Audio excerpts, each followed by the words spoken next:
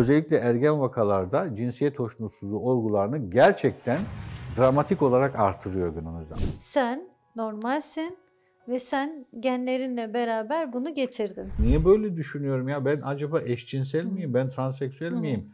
Gibi düşünceleri olabiliyordu.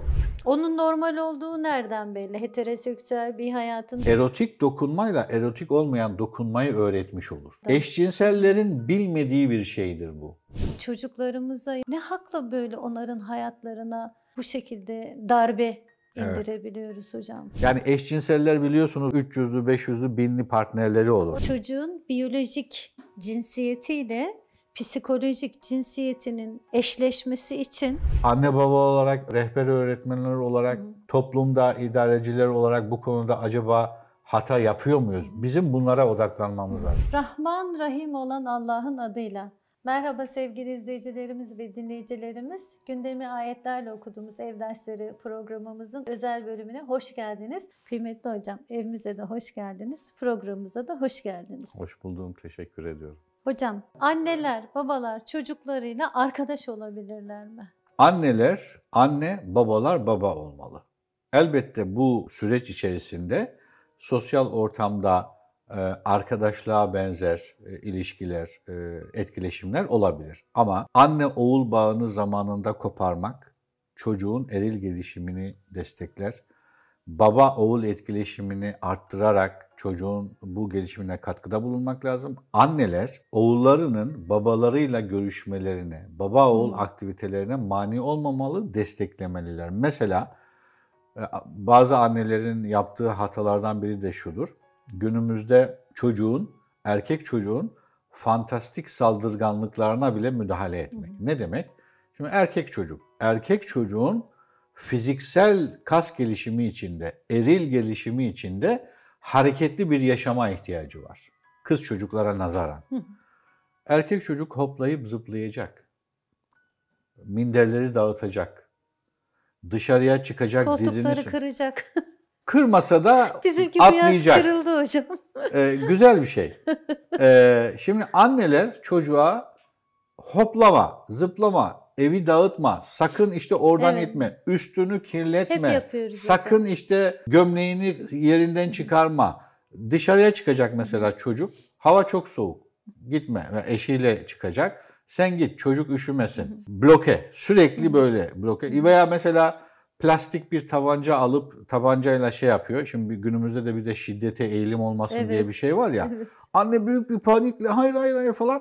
Ben sanki çocuğumu tabancayla oynatmam, izin vermem tabancayla oynamasını. Yani sanki gerçek bir saldırganlık yapıyor. Bu çocuğun fantastik saldırganlığı. Yani bunun bir oyun olduğunu büyüyünce o anlayacak zaten. Şimdi bu müdahaleler çocuğun hem kas gelişimini hem de eril gelişimini bloke ediyor. Erkek çocuklar biraz daha yaş büyüdükçe erkek erkeğe didişerek, itişip kakışarak, sokakta düşerek, dizini yırtarak eril kas gelişimini sağlamıyor sadece. Eril cinsiyet kimliğini de gelişiyor. Ben erkeğim ve erkek çocuklarla oynuyorum, erkek çocuklarla didişiyorum duygusunu pekiştiriyor ve bu çok önemli bir duygu. Yani, annenin bunu bloke etmemesi lazım. O zaman çocuğun biyolojik cinsiyetiyle psikolojik cinsiyetinin eşleşmesi için annenin aradaki blokajı kesmesi gerekiyor. Bloke eden anneler, her anne öyle yapmaz elbette. Değil, Ama yani erkek çocuğun babayla etkileşimini desteklemesi lazım. İşte bizim önerimiz de nedir zaten? Hani babalara, hem babalara hem annelere mesajlar. Kitabınızda çok güzel ayrıntılara bunlar detaylı olarak giriyoruz. Babalar ne diyoruz? İşte oğlunuzu küçük şeyden itibaren, bebeklikten itibaren alın, öpün, koklayın. Yani aslında bütün bu önerilerimizin doğal nihai şeyi doğal anne babalık demektir. Yani sevgi, ilgi ve onayı alırsa çocuk başka hiçbir şeye ihtiyacı yoktur psikolojik gelişim açısından. Oğlunuzu alın, öpün, koklayın. Biraz daha büyüyünce onunla itişin, kakışın, yani güreşin hatta. Oyunlar kurgulayın. Zaman zaman yenildiğiniz oyunlar kurgulayın. Kazanma önemli. Ve zafer duygusunu yaşasın. Erkek çocuk babasını yenerek, babasıyla didişebilerek erkek erkeğe mücadele yapabildiği hissini alır ve pekiştirir. Ve bu akran etkileşimleri döneminde 1-6 yaş ilk önemli dönemdi ya, Evet, ebeveynle evet, özdeşim. evet. Bu dönemde sağlıklı cinsiyet kimliği gelişimi için güvenli bağlanma ve özdeşleşmenin başarılı olması lazım. Hem güvenli bir bağlanma olacak anneye, bakım verene, babaya, hem de özelleşme ve özdeşleşme sürecinde de eril veya dişil kimliğini geliştirecek. Bu 1-6 yaş arasında önemli oranda bu aşama geçilir. Ama tabii ki nihai ve son şeklini almaz. Geliyoruz akran etkileşimleri dönemine şimdi. Akran etkileşimlerinde de çocuğun birinci 1-6 yaşta neydi? Hemcins olan ebeveyniyle ilişkisi, özdeşimi vardı. Akran etkileşimlerinde de hemcins olan akranlarla etkileşim. Artık sosyalleşmeye Evet, başladı buna çocuk, okula gitmeye cinsiyet başladı. dimorfik gruplaşma diyoruz. Yani cinsiyete dayalı gruplaşma. Erkek çocuk erkek çocuklarla, Erkeklerle. kız çocuk kız çocuklarla gruplaşır, oynar. Bu neyi sağlar? Biz erkeğiz, ben erkeğim, ben kızım. Yani bu cinsiyet şeyini pekiştiriyor. Cinsiyet kimliği zaten şu demek, yani cinsiyetini algılaması, bundan hoşnut olması. Hoşnut olması. Bunu hoşnut değilse hoşnutsuzluk diyoruz. Yani erkek olduğunu kabul etmiyor, erkek olamıyor çünkü. Şimdi bu akran etkileşimleri çok önemli bir şey var. Erkek çocuklarında, kız çocuklarında kendi cinsiyetlerine uygun aktivitelerde bulunması, o cinsiyet rollerini ve kimliklerini pekiştirdiği gibi bizim sosyal etkileşim dediğimiz önemli bir aşamayı temsil ediyor. Şimdi mesela futbol oynayan çocuklar, basketbol oynayan çocuklar, bu musabakanın doğal yapısı gereğince bedensel temas kuruyorlar, değil mi? Evet. Hatta bu bedensel temas ikili müsabakalarda zaman zaman belli oranlarda genital bölge temasını da içerebilir. Yani kalçasından eli değebilir vesaire. Ama bunları hiç kimse erotik temas olarak algılamaz. Çünkü işin doğası gereği kabul edilebilir sınırlarda bir temastır. Bunlar çocuğa aslında erotik dokunmayla erotik olmayan dokunmayı öğretmiş olur. Farkında olmadan. Eşcinsellerin bilmediği bir şeydir bu. Eşcinseller bu ayrımı bilemedikleri için bütün dokunmaları erotik dokunma olarak algılarlar. Çünkü erken çocukluk döneminde hemcins olan ebeveyniyle, akran etkileşimleri döneminde de hemcins olan akranlarıyla böyle bir fiziksel temasları olmadı. Buna ihtiyaç var. Ve zaten şimdi 1-6 yaş arasındaki bu hemcins ebeveynle etkileşim, bağlanma, homoduygusal bağlanma olarak niteleniyor. Akranlarla bağlanma, hemcins akranlarla etkileşim, homososyal bağlanma. Şimdi eğer bir bireyde homoduygusal ve homososyal travma, yara varsa, bu birey erişkin dönemde bu yarasını homoerotik bağlantılarla onarmaya çalışıyor. Eşcinsel davranışın kökeni buraya. Yani eşcinseller biliyorsunuz, duymuşsunuzdur, 300'lü, 500'lü, 1000'li partnerleri olur. İşte oraya gelecektim hocam. Şimdi İşte şu anda bağlantıyı kurdum. İşte o arayış. O arayıştır. Yani 1-6 yaş ve akran etkileşimleri döneminde kendi hemcins ebeveyniyle ve kendi akranlarıyla zamanında yapmadığı bu fiziksel temas büyük bir yara, büyük bir açık oluşturuyor. O açığı kapatmak için hemcinsleriyle etkileşim yapıyor ama bu etkileşim de zorunlu olarak erotik olarak algılıyor. Çok. Yani bu 500'lü 1000'li partnerin nedeni bu. Sürekli onu arıyor. Sürekli. Ama tabii maalesef bulamıyor. Çünkü boşuna bir çaba. Çünkü yöntem de yanlış, hedef de yanlış. Eksiklik neredeyse onarımı da orada aramak lazım. Bunu ben okumuştum yani kitabınızda. Başka yayınlarda da okudum. Bir eşcinsel erkeğin hayatı boyunca 500-1000 civarında o tip bir ilişki yaşadığıyla alakalı. Fakat yani bünyem kaldırmadığı için de ileriye gidememiştim. Hani nedenini de anlayamıyordum ama şu anda o bağlantıyı onun kökeni bu işte. Yani bizim ve çok acı hocam. Evet. Yani o bir aslında homososyal ve homoduygusal yarayı onarma çabası. Yani babasının yerine koyuyor o erkeği. Babasıyla zamanında yapamadığı o fiziksel teması, sevgi ve şefkat alacağı o teması, o temaslarla aramaya çalışıyor. Bu bir nafile çaba. Çok acı. Yani aklıma bir de şey geldi bu arada. Cehenneme giden yollar iyi niyet taşlarıyla döşeliymiş. Hakikaten biz anne baba olarak çocuklarımıza yani ne hakla yapıyoruz? Ne hakla böyle onların hayatlarına bu şekilde darbe indirebiliyoruz hocam? Yani hakikaten Maalesef işte burada o özellikle 1-6 yaş arasında bu hatalı ebeveyn davranışları çok önemli bir risk oluşturuyor. Bu risklerle işte akran etkileşimlerinde de bu perçinleniyor ve ergenlik dönemine gelince üçüncü önemli aşamada ergenlik karmaşaları. Ergenlik karmaşaları da günümüzde özellikle internet yüzünden, sayesinde diyemeyeceğim. İnternet sayesinde bizim yaptığımız çok güzel şeyler de var. Tabii. Ama internet yüzünden başımıza gelenler de var. Dijital tsunami diyorum ben ona.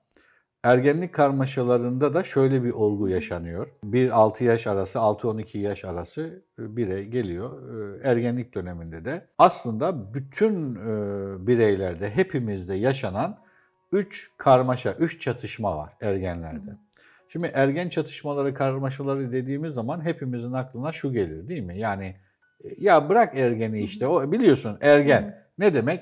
Kızar, öfkelenir, sever, küser, bugün aşık olur, ertesi gün küser vesaire. Bunu hepimiz biliyoruz. Bu aslında ergenlerdeki duygusal instabilite, duygusal karmaşa, duygusal alan daha oturmamış. Niye oturmamış? Şimdi ergenlerdeki bu karmaşaların nedeni şu: biyolojik gelişmedeki hızla ruhsal olgunlaşma senkronize gitmiyor. Biyolojik gelişme daha hızlı gidiyor, ruhsal olgunlaşma onun arkasından takip ediyor. Şimdi bu ikisi arasında senkronizasyon olmadığı için işte bu karmaşalar, gelgitler oluyor. Şimdi ergenler sadece duygusal alanda bir çatışma yaşamazlar. 3 alanda yaşarlar. 1, duygusal alanda. 2, dinsel inanç alanında veya inanç alanında diyelim. 3, cinsiyet kimliği alanında. Şimdi duygusal çatışmayı zaten biliyoruz. İnanç alanında da şöyle bir karmaşa yaşarlar. Şimdi o yaşa kadar somut düşünür çocuk. Somut düşünceden soyut düşünceye geçiş evresidir o.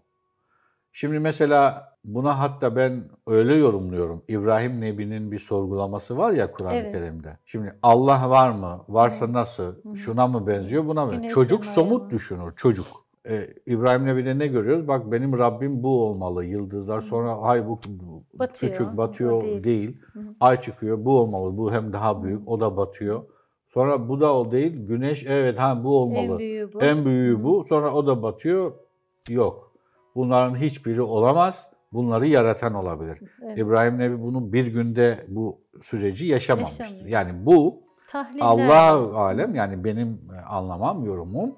O ergenlik zaten o delikanlı diyor ya, orada bir delikanlı vardı. Tabii. Ergenlik döneminde bu karmaşa dönemini sembolize eden bir şey. Çocuk Allah var mı? Varsa neye benziyor?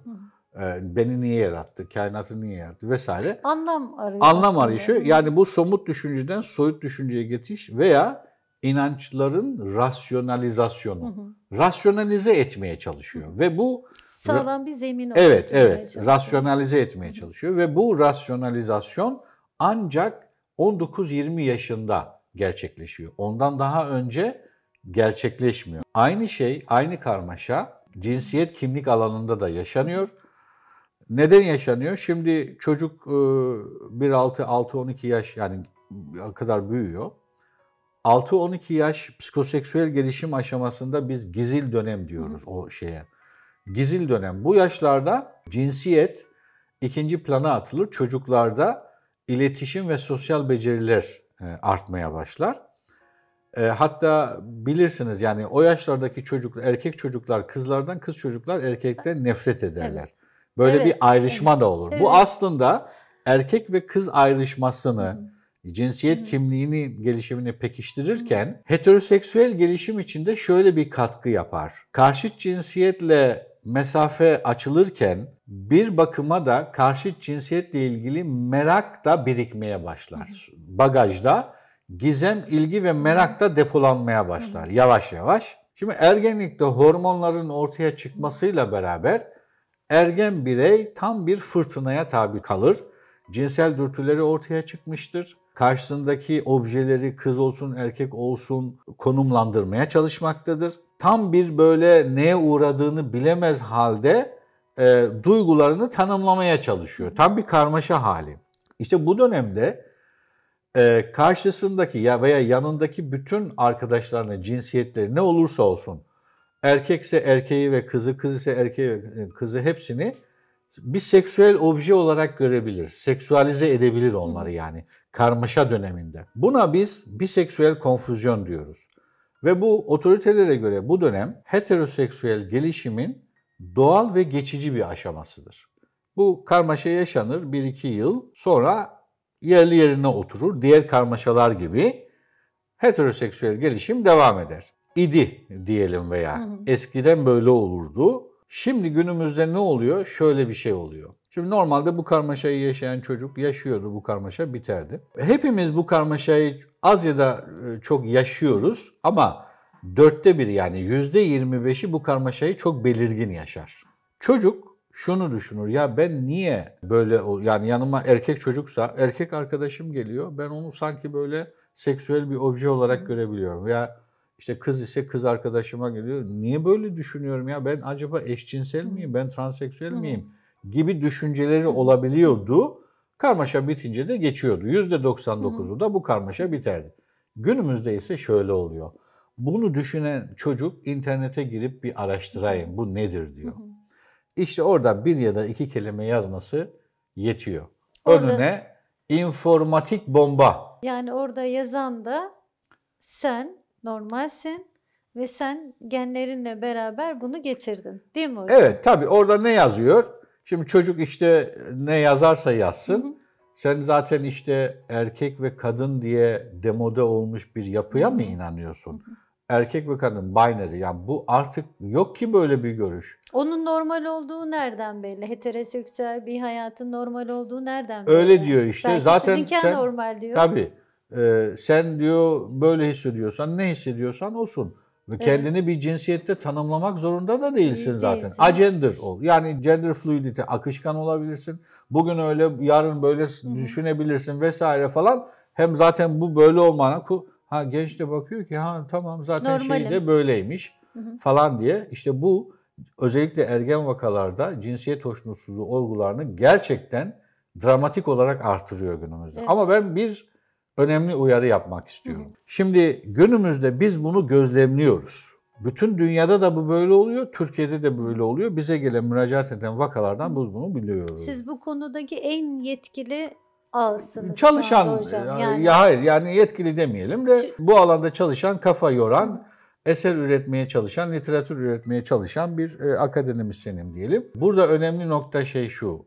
İnternet burada gerçekten çok belirleyici. Zaten internet yüzünden olduğu literatürle de sabit. 2012'den sonra artış değil mi tabii hocam? 2011'den sonra dramatik bir artış var.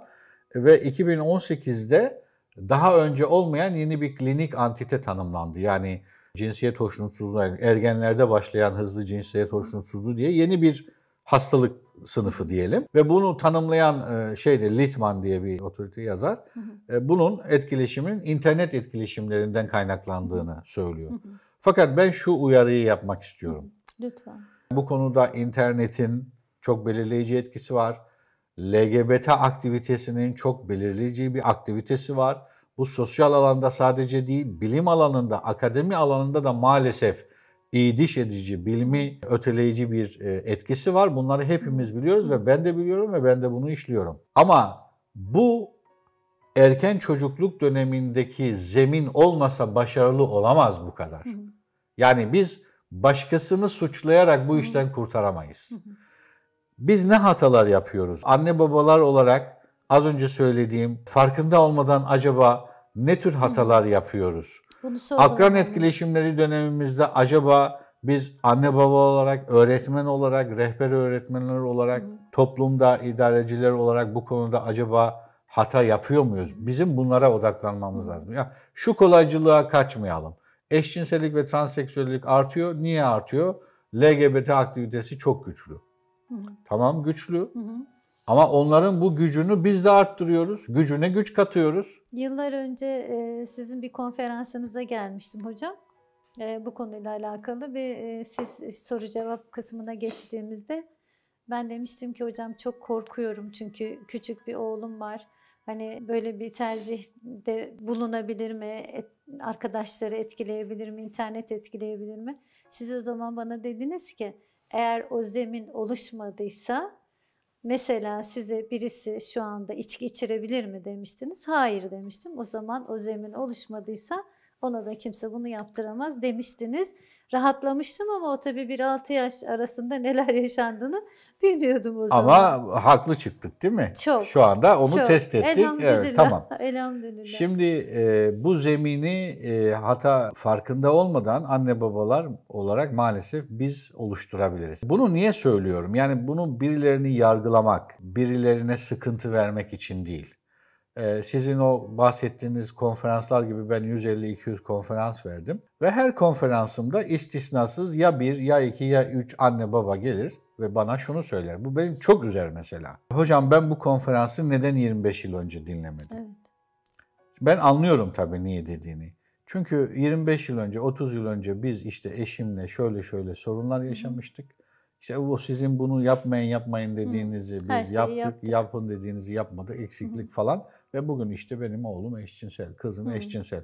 Şimdi bu çok üzüyor beni. Yani niye üzüyor? Şimdi eşcinsel bir kimlik tamamen oturduğu zaman 20-25 yaşında ona müdahale etme şansınız yok denecek kadar azdır. Zaten müdahaleyi kabul etmez. Etmez tabii. Ben böyleyim, bana dokunamazsın Tabii. der. Yani bunların %10-15'i de ben tedavi olmak istiyorum diyor. O da psikolog bulamaz zaten. Bulamaz. Psikiyatri buna kapalı. O konuya da girelim hocam, olur mu? Gireriz. Fakat ama nedir? Erken çocukluk döneminde. Bakın söylediğimiz çok basit. Yani diyoruz ki babalar oğullarınızla etkileşimde bulunun. Çok basit aktiviteler Çok basit. Yani. Yani ona sevginizi esirgemeyin. Alın Gazete kucağına. almaya gidin. Hopla evet Markete alın gidin markete beraber. gidin.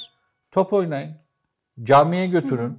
Evet. Kolundan tutun markete gidin. Beraber Bahçede namaz ev kılın. işi yaparken yanınızda bulunsun.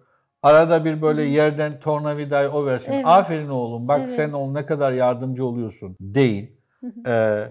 Annelere işte oğlunuzun erkeksi gelişimini baskılayıcı, bloke edici davranışlarda bulunmayın. Babasıyla etkileşimini engellemeyin. İşte baba kız etkileşim modelinde işte kız çocuğuna hem sevgini hem saygını hem şeyini göstererek hem onun cinsiyet kimliğini gelişimine katkıda bulun hem mahremiyetine özen göster. Özen göster. İşte baba işte oğlunun banyosunu sen yaptır babaya belli bir yaştan sonra. Masalını sen oku, ışığını sen kapat. Anne kız etkileşiminde mesela anne sürekli işte siz söylediniz ya onu unuttuk şimdi söyleyelim bari. Sadece mazlum bir anne değil. Sinik, sönük ve sürekli depresif bir anne. Bu anne de o kız çocuğu için kötü bir modeldir ve o anneyi modellemek istemez. Hiç kimse istemez, haklı. Çünkü özdeşim objesi olarak çok sinik yani ve benzer şekilde mütehakkim anneler. Aşırı her çocuğun her şeyini karışan, her şeyine müdahale eden paraşüt ebeveyn diye bir kavram var. Evet. Onun da ötesinde. Evet. Yani çocuğu adeta bütün ihtiyaçlarını karşılayan ama boğan. Yani bunu yapmayın diyoruz ve nihayetinde sadece bu konu için değil, şu 3 temel özelliği çocuğunuza karşılıksız olarak verdiğiniz zaman sadece bu konuda değil, başka diğer psikolojik problemlerde de neredeyse %100'e yakın koruma sağlamış olursunuz. İlgi, onay ve sevgi. İlgi, onay ve sevgi. İlgi, sevgi ve onay. Ana İlgi, koruma sevgi, kalkanı bunlar. Evet. Ebeveyn çocuğuna bunu verdi mi çocuk müthiş bir şekilde korunmuş olur. İlgi, sevgi, onay. Bu onay çocuk hem ebeveyninden alır hem akranlarından alır daha sonraki şeylerde. Ama bu 3 temel şeyi anne baba koşulsuz olarak çocuğuna verirse ki niye vermesin değil mi? Yani Tabii. bu parayla değil, pulla değil, imkan gerektirmiyor. Sevgi, onay ve ilgi. Ama bunların da sınırları Tabii elbette koruyarak. ve o temel şeylerde hata yapılmazsa çocuk cinsiyet kimliğini zaten 1-6 yaş arasında büyük oranda geliştiriyor zaten. Ondan sonra da pekiştiriyor. Akran etkileşimleri döneminde pekiştiriyor ve ergenlik döneminde de son şeklini veriyor. Şimdi eğer çocuğun kafası karışık değilse, kendi cinsiyetini kabul etmişse, bundan hoşnutsuzluk duymuyorsa, ben erkeğim ve bundan mutluyum diye düşünüyorsa, kızım ve bundan mutluyum diye düşünüyorsa, böyle bir sorun yaşamıyorsa, yani zihninde bir karmaşa yoksa, ergenlik döneminde internet ona ne yapabilir? Hiçbir şey yapamaz. Yani şimdi biz şöyle meseleyi söyleyelim. Bize eşcinsellik veya transseksüellik propagandası yapılsa, işte şöyle imkanlar veririz, şöyle oluruz, böyle. Bizim heteroseksüel yapımızı bozup da transseksüel veya eşcinsel olmamız mümkün değil ise aynı çocuk içinde 12-13 yaşına kadar zaten bu büyük oranda tamamlanıyor bu sorun. Ergenlik döneminde nihai ve son şeklini veriyor. Eğer bu erken çocukluk döneminde sağlam zemin attığımız zaman korkmamıza gerek yok. Ama az önce bahsettiğimiz riskler yaşandıysa o zaman zemini biz zaten kendimiz oluşturmuş oluyoruz. Ve bugün internet aynen güçlü esen bir rüzgarın yaprağı savurması gibi çocuklarımızı alıp savurup götürüyor. Ve ona müdahale edemiyoruz. Benim bu konuda bir kavramlaştırmam daha var. Sadece bu olayla değil. Günümüzde akıllı telefonlar çağında artık bu yadsınamaz. Yani interneti yasaklayamazsınız. Çocuklarımızın elinden bunu alamayız. Evet. Engel olamayız. Deparentalizasyon dediğimiz bir şey var. Yani çocuklar ebeveyni artık anne baba değil, sosyal medya. Biz çocuklarımıza ebeveyn olarak terbiye, mürebbilik yapamıyoruz artık. Neden? Çünkü alıyor telefonunu, çıkıyor odasına veya köşesine çekiliyor. Artık onun etkileşim bulunduğu alan orası. Aradığı her şey orada. Aradığı o her şey var. Dolayısıyla eskiden anne babanın gündeminde ne var idiyse, anne baba ne konuşuyor idiyse ev içerisinde çocuk da bu gündemden etkilenirdi. Evet. Ve alması gerektiğini alırdı. Annesi babası ne düşünüyor? Siyasi, politik, dini ve güncel olaylarla ilgili ne konuşuluyor? Çocuğa otomatik olarak bu transfer edilirdi. Evet. Günümüzde böyle bir olay yok. Çocuğun gündemi tamamen farklı. Anne babanın gündemi farklı olabiliyor. Onun için risk bundan artıyor. Şimdi eğer bu çocuklarda diğer alanlarda gündem ve şeyde aktarma olmadığı gibi eğer cinsiyet kimliği konusunda da aktarım olmadıysa, anne baba çocuğa model olamadıysa, cinsiyet kimliğini geliştiren çocuğa yardımcı değil de köstek oldularsa, çocuğun kafası karışıksa o zaman tabii ki internet çok büyük bir risk ve onu gerçekleştiriyor maalesef. Ama bu riski oluşturmamışsak endişe etmemize gerek yok. Hocam o zaman şöyle kısacık bir toparlama yaparsak, hep erkek çocuk üzerinden örnek verdik ya, eşcinsel ilişkilerde erkeklerin oranı kızlar oranla daha mı fazla hocam? Yani lezbiyenlik tercihine oranla daha mı fazla? Yok, hayır, öyle bir oran yok. Hatta günümüzde biseksüellik dediğimiz eşcinsellik türü çok daha fazla ve biseksüelliğin içerisinde de ağırlığı kadınların oluşturduğunu görüyoruz. Yani transseksüellik konusunda erkek kadın dağılımında farklılık var. Onu sonraki programda konuşuruz. Ama eşcinsellik konusunda gayler, lezbiyenlerden daha fazla diyemiyoruz. Hatta bu biseksüellik dediğimiz türde kadınların çok daha ağırlıklı olduğunu görüyoruz. Onun bir nedeni de şöyle, o teknik bir ayrıntıyı izah etmiş olalım. Şimdi deminden beri konuşuyoruz ya, eşcinsellik ve transseksüelliğin temeli işte bir cinsiyet karmaşasına dayanıyor. Bu erkek çocuk için de geçerli, kız çocuk için de geçerli. Bu bir anlamda şöyle oluyor. Hani eşcinsellerin söylediği bir ezber var ya, biz kendimizi doğduk doğalı böyle hissediyoruz. Evet. Bu yanlış. Doğumsal değil bu, genetik değil. Ama şu doğru, yani kendimizi bildik bileli böyle hissediyoruz deseler haklılık payı olur. Niye? Mesela bir insan kendini ne zamandan itibaren bilir? 4-5 yaşından itibaren bilir. 4-5 aşağı yukarı. İşte cinsiyet kimlik de o dönemlerde şekilleniyor ya artık. O yaştan itibaren dese doğru olabilir. Fakat şimdi ağırlıklı olarak erken çocukluk döneminden itibaren demek ki bir mekanizma çalışıyor.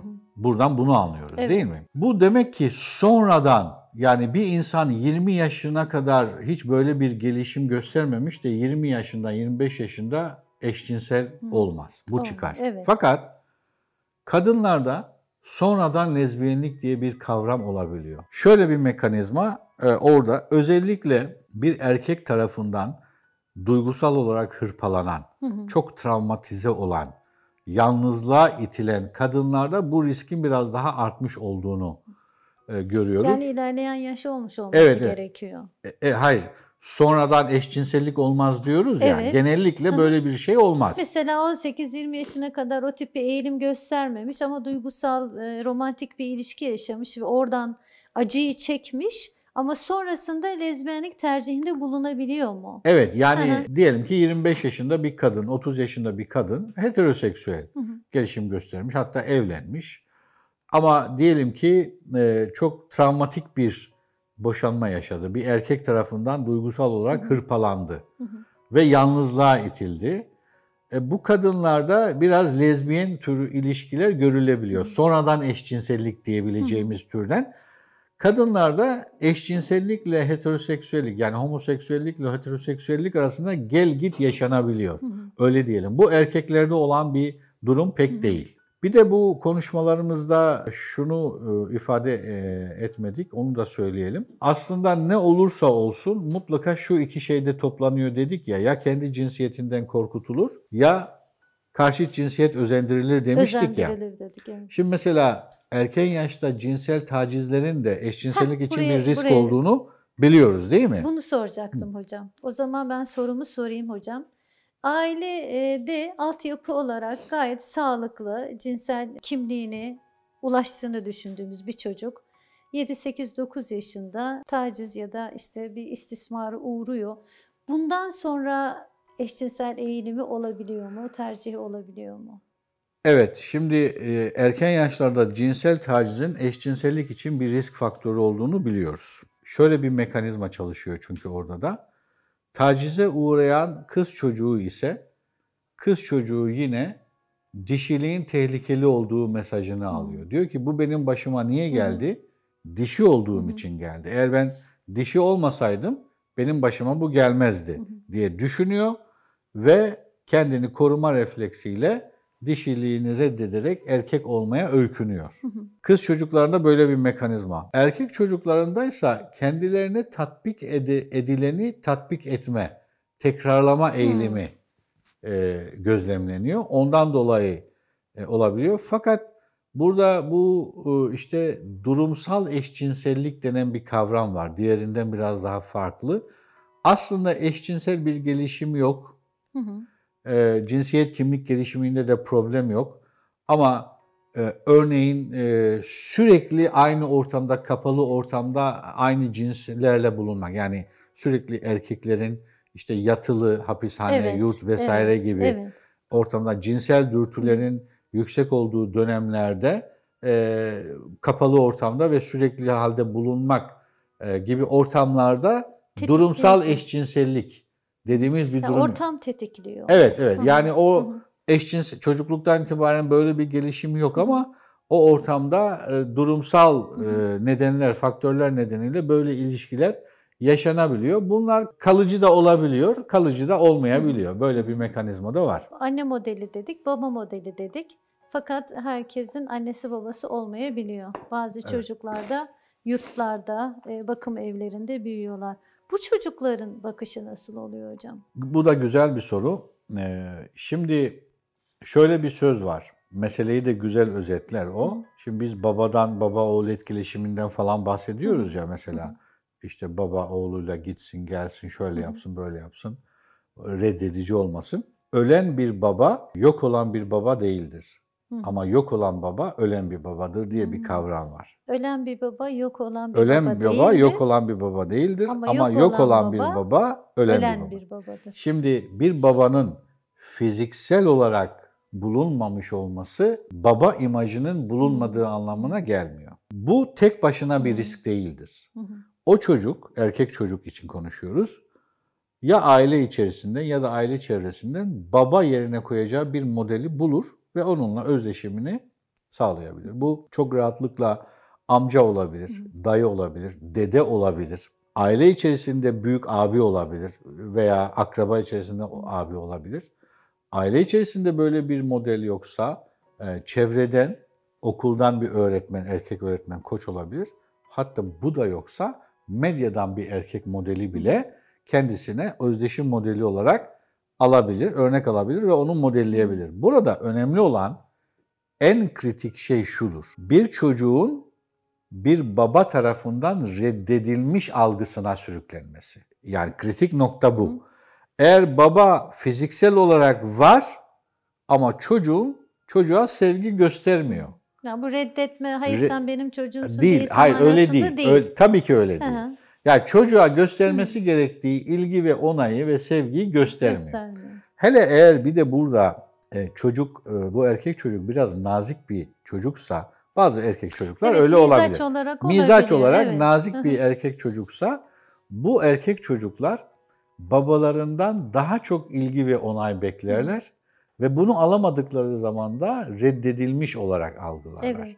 Dolayısıyla çocuk için sorun olan babanın, annenin veya babanın, özellikle burada baba daha önemli bir figür oluyor çünkü, fiziksel olarak yok olması ya da ölmesi ya da uzak bir yerde olması değil, fiziksel olarak var olduğu halde yokmuş gibi olmasıdır.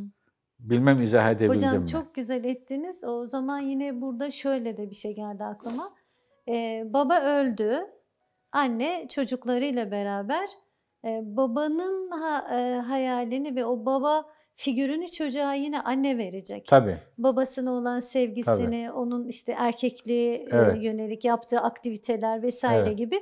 Çocuk zihninde bunu yaşayıp ama yakınlarda, çevrede bir erkekle de işte dediğiniz gibi dedesiyle, öğretmeniyle de o rolü orada tamamlayacak ve çok kabullenecek. Doğru. Aynen, çok doğru. Baba imajını muhafaza edecek ve varsa aile içerisinden bir erkek modeli, yoksa aile çevresinden bir erkek modeliyle bu özdeşimini çocuğunun sürdürmesini sağlayacak.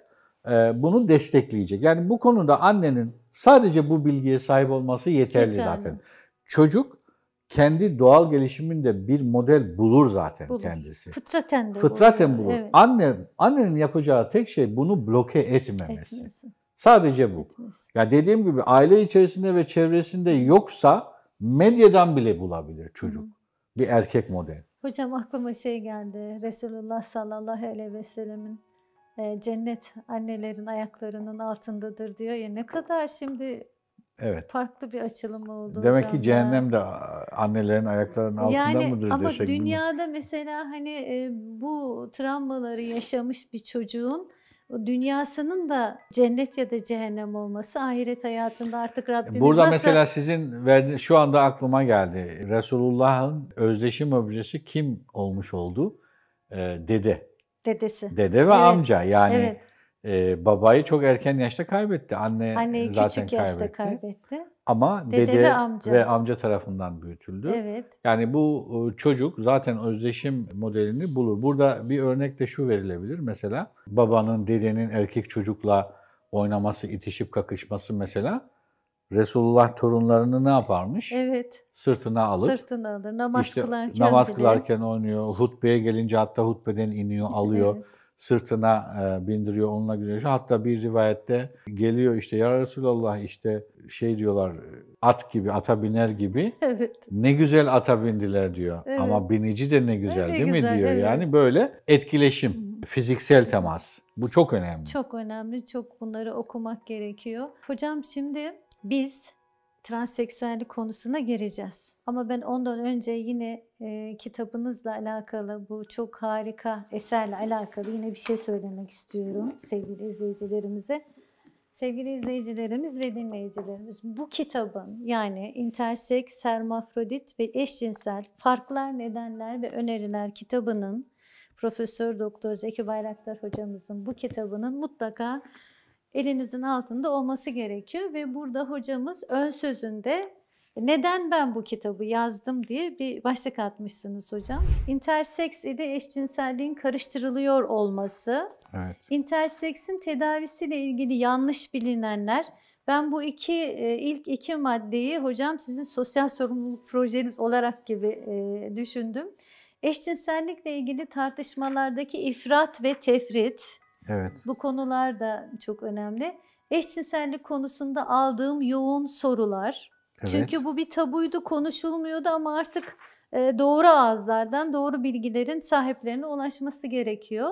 Ve cinsiyet değiştirme ameliyatı için müracaat eden vakalardaki artış, cinsel eğitim, bilinç ve heteroseksüel cinsellik. Hocam içerik ağırlıklı olarak üroloji ve psikiyatri bilimlerinden, onların literatürlerinden faydalanmışsınız ama bununla beraber işte pediatri, endokrinoloji, nöroloji ve genetik gibi tıbbi bilimlere ait literatürlere de yer vermişsiniz. Yani multidisipliner bir yaklaşımla ele alınmış ve beni en çok cezbeden kısmı da sadece teorik bilgilerle değil, sahada vaka analizlerini incelemiş olmanız.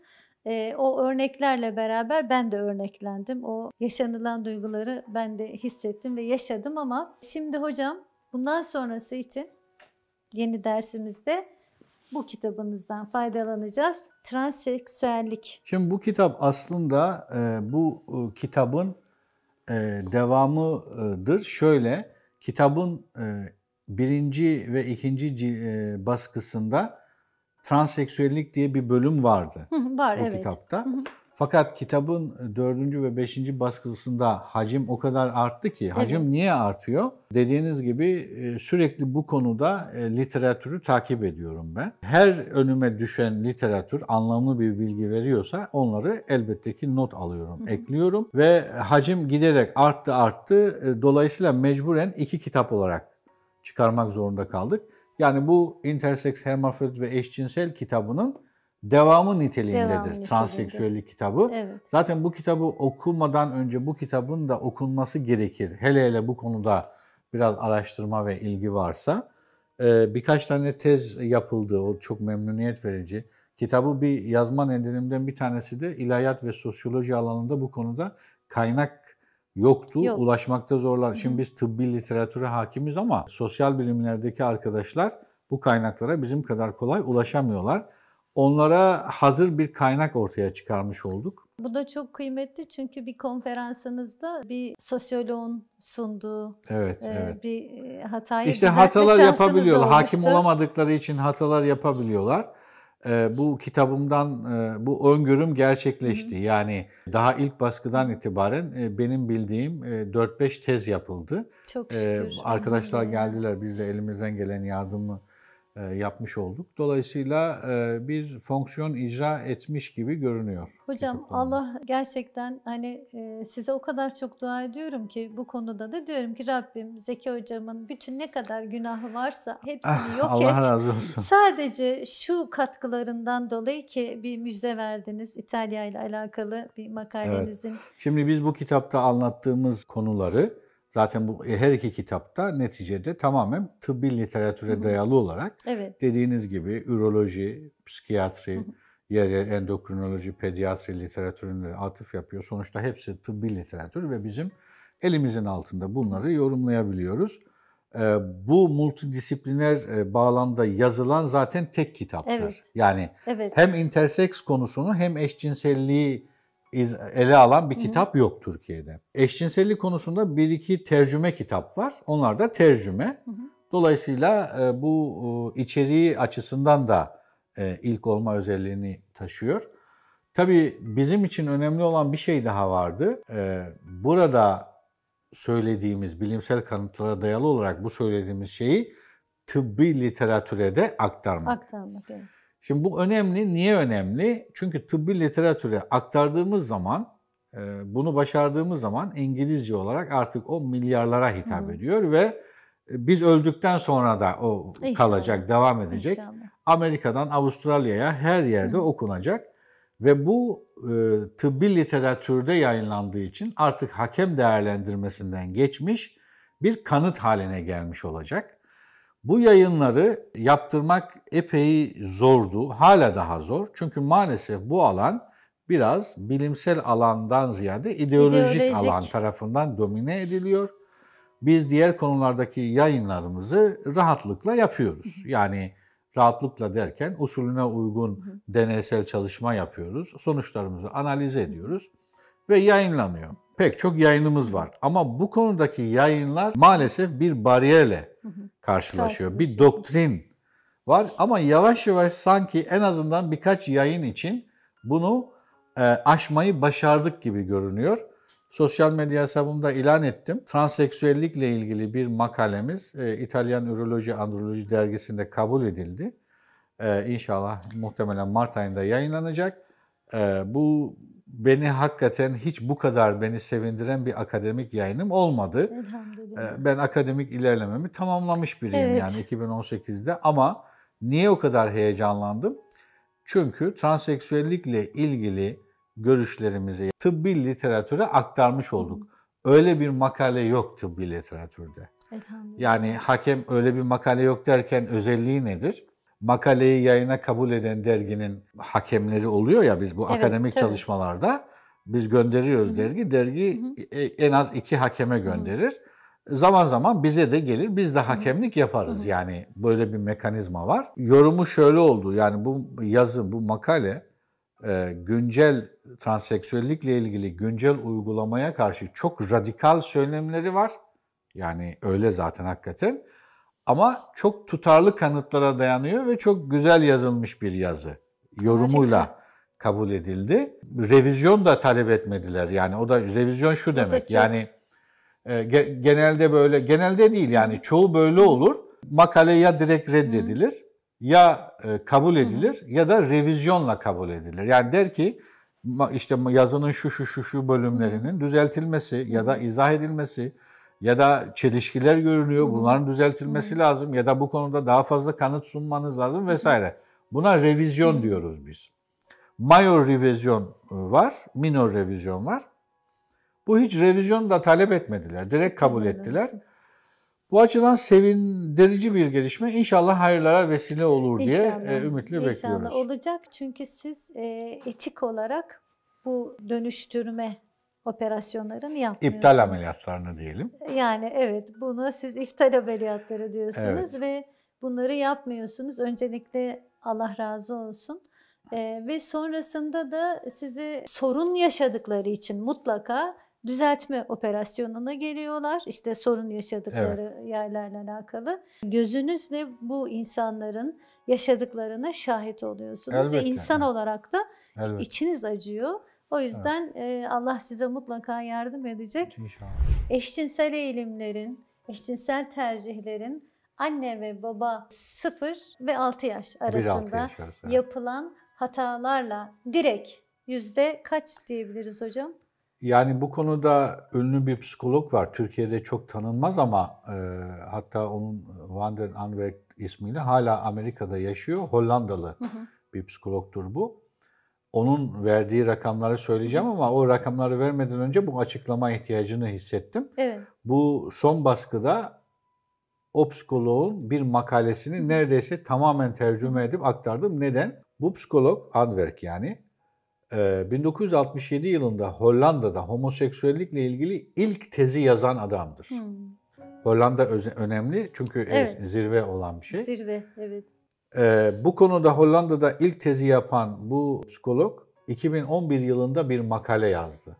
Yani 2011 yılında bu makaleyi yazdığı zaman 50 yılı aşkın bir deneyimi vardı. Binlerce eşcinsel danışanı olan bir isim. O makalede bu eşcinselliğin genetik olmadığını, o iddiaların yersiz olduğunu, o bizim anlattığımız erken işte anne baba etkileşiminin rol oynadığını anlatıyor. İşte o makalede diyor ki eşcinsel erkeklerin %80'inde baba ile kötü ilişki, çoğunluğunda anne ile iyi ilişki var diyor. Çok ilginç. Evet. O demin söylediğimiz şey yani %80'inde babayla kötü ilişki, baba nefreti var dedim ya. Evet. Zaten babayla kötü ilişki olunca anneyle otomatik olarak şey oluyor.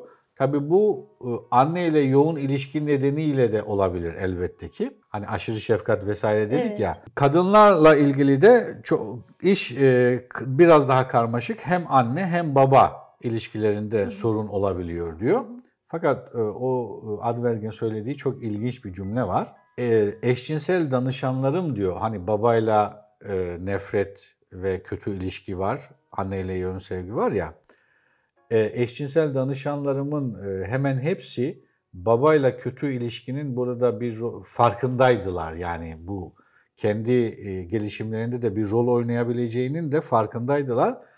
Ama anneyle yakın sevgi ilişkisinin farkında değillerdi diyor. Şimdi yani kastediyor ki yani benim babamla aram kötüydü. Hatta nefret ediyorum. Ondan dolayı ben hani bu böyle bir gelişim göstermiş olabilirim. Bunu yorumluyorlar ama anneyle sevgi ilişkisinden haberleri yok. Çünkü böyle bir mekanizmadan haberleri yok. Yani demin söyledik ya, aşırı anne şefkati erkek çocuğa risk oluşturur. Şimdi hangi anne kendi çocuğu için böyle bir risk olsa böyle davranır?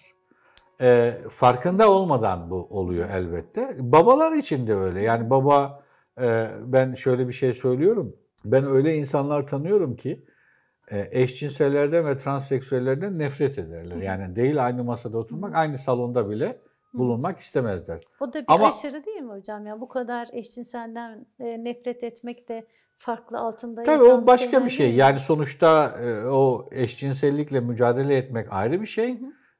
Nefret etmek ayrı bir şey. Yani demek istediğim şey şu: eşcinsellikten nefret eder ama oğlunun eşcinsel olması için elinden geleni yapar farkında olmadan diyor. Kastettiğimi siz anladınız. Yani öyle bir baba modeli ortaya çıkarıyor, öyle bir baba figürü ortaya çıkarıyor ki o erkek çocuğun o babaya karşı nefret duymaması mümkün değil ve şöyle düşünmemesi mümkün. Yani ben böyle bir adam olacaksam erkek olmayı reddederim gibi, onu anlatmaya çalıştım. Peki hocam, tam bu noktada o zaman şunu sorabilirim. Eşcinsel ilişkilerde bildiğim kadarıyla aktif ve pasif rol, evet. Yani o zaman bir taraf erkek, bir taraf kadın rolü mü olmuş oluyor? Tabii aktif ve pasif rol var. Burada bu heteroseksüel ilişkilerle şeyler arasındaki farkı izah ederken kitapta izah ediyoruz. Şimdi aslında şöyle bir mekanizma var. Yani eşcinseller diyorlar ki ya biz eşcinseliz. Doğuştan bizim şeyimiz böyle. Böyle bir iddiaları var ya. Ya biz heteroseksüeller gibi değiliz. Yani heteroseksüellerin sizin yapınız farklı, bizim yapımız farklı. İddia bu ya. Aslında bu iddianın şu açıdan bile dayanaksız olduğu ortaya çıkıyor. Şimdi Freud da bunu güzel analiz ediyor. Diyor ki bir eşcinsel erkek böyle iddia ediyor diyor. Ben kadına ilgi duymuyorum, erkeğe ilgi duyuyorum diyor. Ama aslında eşcinsel erkeklerin hedef olarak aradıkları, cinsel nesne olarak seçtikleri erkekler kadınların psişik karakterlerini temsil eden erkeklerdir. Ve ilişkilerinde de kadını taklit eden bir erkekle ilişki. Evet, yani neden? Sonuçta o da heteroseksüel dürtüsünü tatmin etmeye çalışıyor. Yani fıtraten aslında tabii. O tarafa geliyor. Keza aynı şekilde lezbiyen kadınlar için de geçerlidir diyor. Lezbiyen kadın ben heteroseksüel değilim diyor ama ilişki kurduğu kadın erkeği taklit eden kadın oluyor. Yani sonuçta bu bir aktif ve pasif deseni, erkek dişi deseni zorunlu olarak devam ediyor diyor aslında. Yani o anlamda. Ve de arayış devam ediyor. Hocam şimdi o zaman transseksüelliğe geçelim. Tamam. Transseksüellik ile eşcinsellik arasındaki fark nedir hocam? Ameliyat olan transseksüeller, ameliyat olmayan transseksüellere göre daha çok antidepresan, daha çok anksiyete giderici ilaç kullanıyor ve daha çok intihar ediyorlar. Peki kişi bunu biliyor mu hocam? Amerikan Psikiyatri Dergisi gibi psikiyatrinin en baba dergisidir. Böyle bir analitik hatanın yapılması mümkün değildir. Amaç zaten sizi tedavi etmek değil. Bu komplikasyonları anlatmaya başladım. Çocuk bayıldı odamda. Korkudan bayıldı yani. Hırçın çocuklar oyuncak bebeklerini alır, kollarını, bacaklarını, kafalarını koparırlar. Siz bize gönderiyorsunuz bu hastaları. Biz sabahın şafağıyla beraber kalkıp elimizde neşterle sapasağlam organları kestiriyorsunuz. Bunun ne anlama geldiğini siz anlamıyor musunuz? Bir insanda ruhsal bir problem varsa o zaman o bölgeye müdahale edilmeli. Gençleri özellikle kandırıyorlar. Bilim denilen şey işte budur. Dinlediğiniz için teşekkür ederiz. Profesör Doktor Zeki Bayraktar'ın konuk olduğu Ev Dersleri programı gelecek hafta devam edecektir. Hem bugünümüzü hem geleceğimizi ilgilendiren bu önemli programı yakınlarınızla paylaşmanızı rica ederiz. Daha fazlası için Ev Dersleri YouTube kanalımıza davetlisiniz.